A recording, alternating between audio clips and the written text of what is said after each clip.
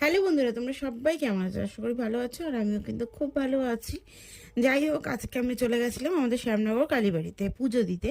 তো অনেকদিন ধরে ভাবছিলাম, তোমাদের দাদাভাই সময় করে বললো যে চলো আজকে চলো। সকালবেলা স্নান টান করে বেরিয়ে গেছি, আর এই শাড়িটা পরলাম, আর তোমাদের দাদাভাই পাঞ্জাবি পরেছে।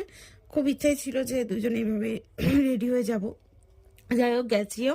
আর ওইখান থেকে পুজোর ডালাটাকে সুন্দর করে গুছিয়ে নিয়ে আমরা চলে গেছি। আর আমাদের এই কালীবাড়ির মায়ের ফটো তোলা যায় না, এটা এখানে নিষেধ, তার জন্য তুলতে পারিনি। খুব সুন্দরভাবে পুজো অর্চা দিয়েছি, অনেকটা টাইম দুজনে মিলে কাটিয়েছি, ওখানে কাটিয়েছি। তারপরে সব বেশ মেলা টেলা ঘুরেছি, বাট মেলা থেকে কিচ্ছু কিনিনি। তোমাদের দাদাভাই অনেকবার বলছিল যেটা দরকার সেটা নাও, কিন্তু মেলাতে যা দাম চায় ওই মেলার থেকে জন্য কিচ্ছু নেইনি। তো এইভাবে ঘুরে টুরে একটু গঙ্গার ঘাটে গেছিলাম, তারপরে একটু দুজনে দাঁড়িয়েছিলাম, তারপরে রিটার্ন করেছি বাড়িতে। যদি ভালো লাগে একটা ছোট্ট করে লাইক করে